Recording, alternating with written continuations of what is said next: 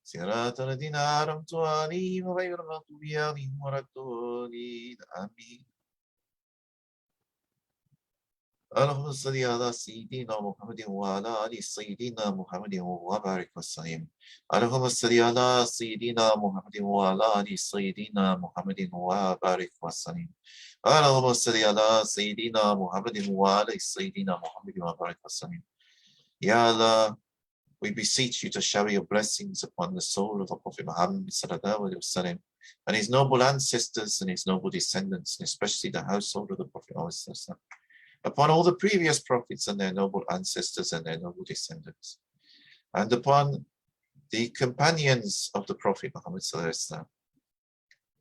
and upon the Khilafah Rashidin, the righteous caliphs of Islam, and upon the scholars, and upon the saints, and especially upon my sheikhs, Sufi Abdullah and Maulana Sheikh Nazim. Ya Allah, raise their stations in your divine presence and bless their souls for all eternity. And we pray also for my beloved father, Richard Kevin Armstrong, for the Wali Songo, for Sheikh Madang Badruddin, for Sheikh Yusuf, and for Sheikh Dhikr. Ya Allah, bless their souls and raise their stations in your divine presence. Ya Allah, bless our parents, bless our brothers and sisters, bless our aunties and uncles, our nieces and nephews, and especially our beloved spouses and children. Bless all of our friends. Bless especially those friends who've been with us through difficult times. Bless also A Khoirul, and bless his soul. Forgive him for any sins, weaknesses, shortcomings in his life. Reward him for all the good that he has done, and grant him an easy passage to Jannat-ul-Firdaus under the cloak of the Prophet Muhammad sallallahu alaihi wasallam. Grant him to be in the company of the Prophet Muhammad sallallahu alaihi wasallam and your holy ones. Grant that his family be granted patience and steadfastness, constancy at this difficult time. And bless all our brothers and sisters who have passed away, and grant them also your forgiveness. Reward them for any good which they have done, and grant them to be in Jannat-ul-Firdaus. Grant patience and steadfastness to their families and friends. Bless everyone in our communities. Bless everyone in our countries. Bless everyone in our human family. Bless everyone, also not just everyone in our human family, but bless all sentient life. And bless all the other creatures with which we share this planet and all life.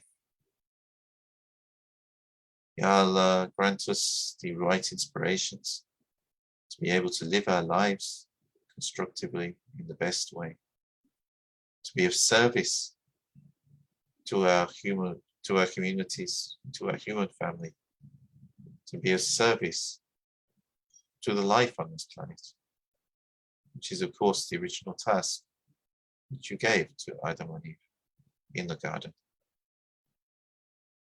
to look after it. Ya Allah, grant us that we may be people who look after things once more, and not people who destroy, who desecrate that which you have created and made beautiful. Allah, inspire and forgive us, and bless all of us, for the sake of your Prophet Muhammad sallallahu alaihi wasallam. Allahumma salli ala Sayyidina Muhammad wa ali Sayyidina Muhammad wa barik wa salim. Salli ya Rabbi wa salim ala jami'i anbiya'i wa mursalin wa kulli ajma'in walhamdulillahi rabbil alamin. Al-Fatihah. Bismillahir Rahmanir Rahim. Alhamdulillahi Rabbil Alamin. Ar-Rahmanir Rahim. Maliki yawmiddin. Iyyaka na'budu wa iyyaka nasta'in. Ihdina as-siratal mustaqim, siratal ladzina an'amta 'alaihim ghayril maghdubi 'alaihim wa lad-dallin. Amin. إلى هدرات نبي صلى الله عليه وسلم وإلى أنبياء وإلى أولياء كستاني روبي نقشبند وإلى الشيخ عبد الله فياض الدغستاني وإلى زندبية وإلى صوفي عبد الله وإلى مولانا الشيخ نازم وإلى الشيخ عدنان بدرالدين وإلى قسطو وإلى الشيخ ديدي وإلى الشيخ هشام كباني وإلى الشيخ بادشاه وإلى الشيخ ربيع الله وإلى الشيخ دور وإلى الشيخ محمد وإلى الشيخ نور وإلى صائر سنتنا والصديقيون. الفاتحة. بسم الله الرحمن الرحيم. الحمد لله رب العالمين الرحمن الرحيم مالك يوم الدين إياك نعبد وإياك نستعين اهدنا الصراط المستقيم صراط الذين أنعمت عليهم غير المغضوب عليهم ولا الضالين.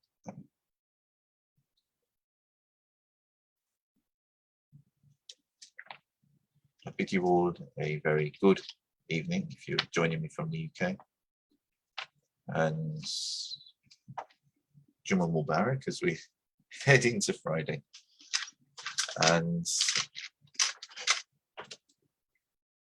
if you're joining me elsewhere in the world, then I wish you a blessed day, whatever time of the day it is. Assalamu alaikum wa rahmatullahi wa barakatuh.